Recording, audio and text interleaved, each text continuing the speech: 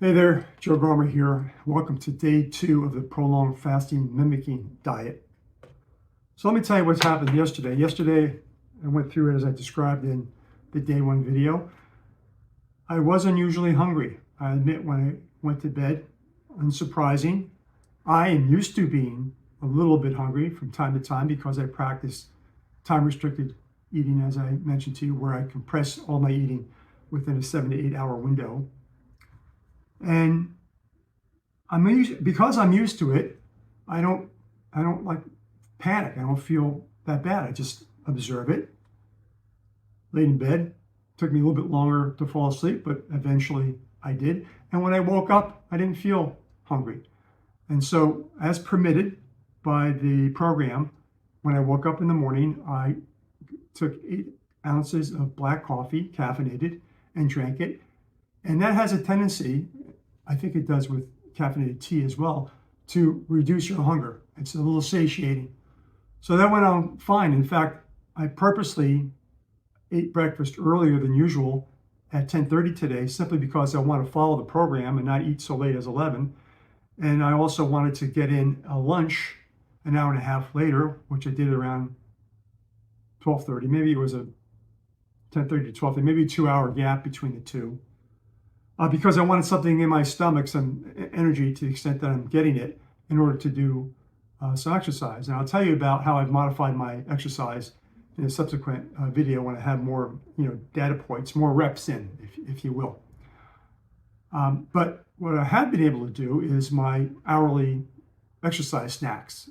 And if you're unfamiliar with that term, it's about doing something vigorous for 1 or 2 minutes on some regular basis throughout the day. For me, I start at 9 o'clock. My phone just pings every hour from 9 to 3. That's the time frame that I usually can do it. And it's ending at 3 is an hour or so before my normal exercise. And I get up off the desk or wherever I am, and I just do something vigorous, jumping jacks, push-ups, burpees, whatever it is. And I've been able to do that.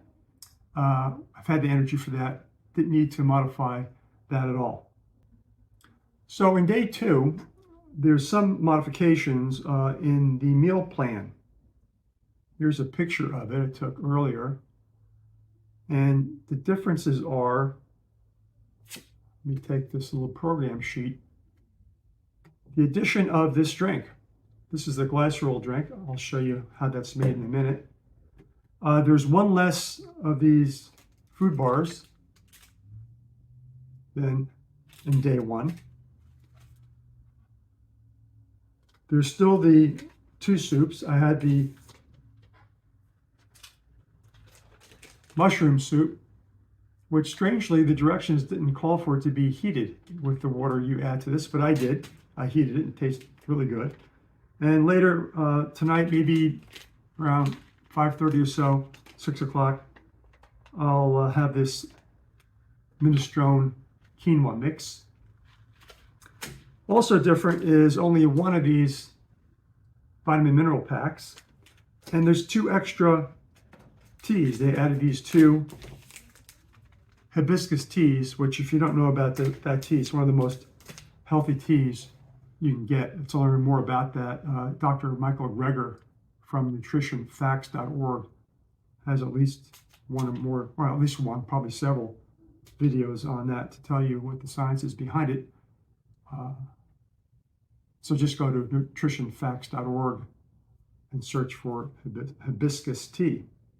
And then the normal spearmint and lemon teas that were there on day 1 was also there. So I put the olives in the soup, mushroom soup, and it didn't take long to eat. But one thing I'm really focusing on that I often fail to do when I'm eating normally, that I am trying to do here, is to be more mindful with my eating. Because if you're more mindful, you slow it down. If you slow it down, you give your body a chance to realize that it's got food in there, and to adjust adrenaline and leptin, these 2 hormones that let your body, your brain know that you've been eating and that you've had enough. Okay. This drink. As far as I can tell, this drink is designed to keep your energy levels up, to keep you hydrated, That's why they want you to put it in this big old bottle and drink it throughout the day. And as I mentioned before, you take the amount of this solution that's based upon your weight. So I'm about 208. It's halfway or so down between two marks here, 200 and 220.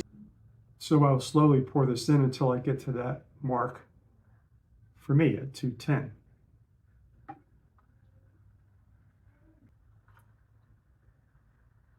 So you probably can't see it, but that's about where it is for me. And it goes all the way up to 240. If you weigh more than 240, of course, you put the whole thing in there. Then, shake this baby up.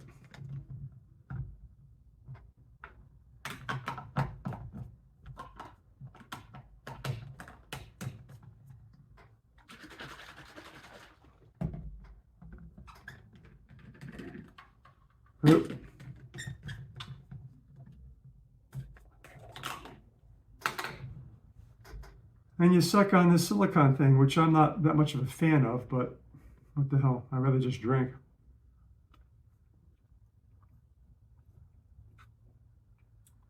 Oh, it's delicious. It's citrus taste.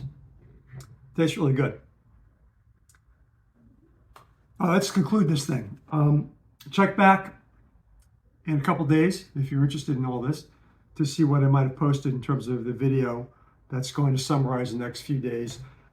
If I can manage it with video and etc., I'll videotape an exercise session and tell you how I probably will have modified it, because oftentimes my exercise is fairly vigorous and I'm not sure if I'll have all the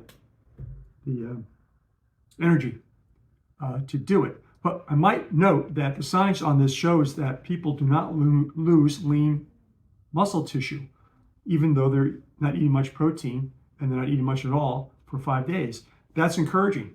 I don't want to lose whatever I gain in my muscle, lean body mass. So I would imagine, given that fact, that when I get on the scale at the end of 5 days, that whatever that difference is, should there be a difference between the 208 point whatever it was and whatever I weigh on day 5, or let's say the morning of day 6, that the difference will be substantively fat, much more fat loss than muscle loss, and that's a good thing.